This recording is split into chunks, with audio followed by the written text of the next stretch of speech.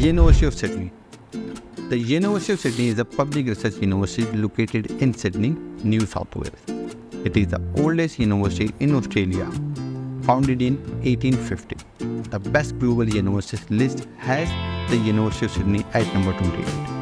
According to the highly acclaimed 2024 US World University Ranking, it is ranked equal to 19th globally. In the 10th Higher Education World Ranking, the University of Sydney is placed 3rd in the Australia and 6th first worldwide. The acceptance rate is university का is around 30% only. नजर डालते हैं इसकी requirement के बारे में. Completed at least 1 year full-time study.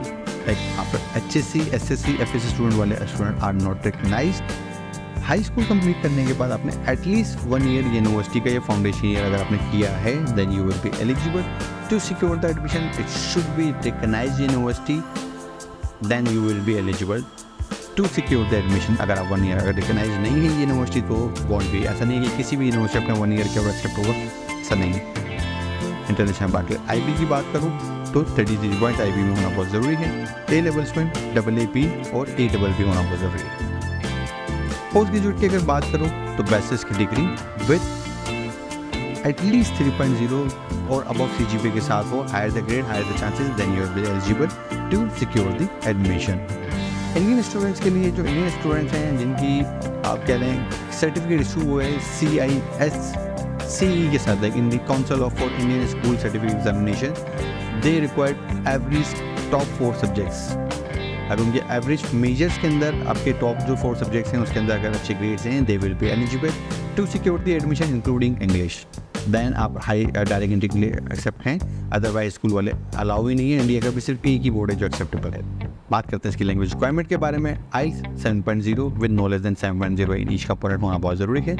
टॉपिन score on paper not accepted online 112 होना बहुत ज़रूरी है. With minimum 25 in writing, 23 in reading and 27 in speaking and listening होना बहुत ज़रूरी है. PT की बात करूँ तो overall 68 with minimum 68 in speaking reading listening each component होना बहुत ज़रूरी है. You will be eligible. ये अंडर ग्रेजुएट पोस्ट ग्रेजुएट दोनों के लिए ऑलमोस्ट सेम ही रिक्वायरमेंट है. It may slightly vary programme to programme. अब डिस्कस करते हैं इसकी फीसिस के बारे में. अंडर ग्रेजुएट पे आर्ट्स की डिग्री 46,500 में मिल जाती है. आर्किटेक्चर 53,500 में ऑफर कर रही है. बिजनेस भी सेम फीस में मिल जाएगा. बिजनेस की तमाम तरह डिग्री है. इंजीनियरिंग की भी फीसेस सेम है. एजुकेशन की प्रोग्राम अंडर ग्रेजुएट लेवल पे 46,500 में ऑफर होते हैं. Health sciences 58,500, law 49,500, nursing 46,500, physiotherapy 46,500 में. साइकोलॉजी भी सेम फीस के साथ है. और साइंसेज की डिग्री 49,500 अगर ऑस्ट्रेलियन डॉलर में ऑफर हो जाते हैं. ये अराउंड 11 डिसिप्लिन है जो अंडर ग्रेजुएट लेवल पे यूनिवर्सिटी ऑफर करती है. पोस्ट ग्रेजुएट में क्या ऑप्शन है स्टूडेंट का? Advance nursing with practice 45,000 Australian dollar में ऑफर होता है पोस्ट ग्रेड में. फिर आपके पास agriculture environment 50,500.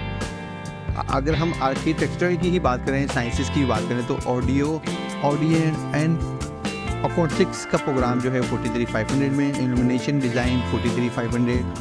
Sustainable design same fees के साथ है. फिर आपके sustainable design and illumination design जो है वो आपको सेम फीस के साथ ऑफर हो जाता है. This is a variety of programme in architecture, quite few. Then अगर हम मास्टर ऑफ कॉमर्स के साथ बात करें तो ग्लोबल लॉजिस्टिक्स 54. यही same programme extension with finance के साथ कर लें, फीस सेम रहती है. कंप्यूटर साइंस सेम आपको 45 का ऑफर हो जाता है. कैमरोलॉजी 47,500 में. आपके पास जूरी प्रोसीजर जो है वो आपके 54,000 में ऑफर हो जाते हैं. मास्टर लॉ सेम फीस के साथ है 54 में.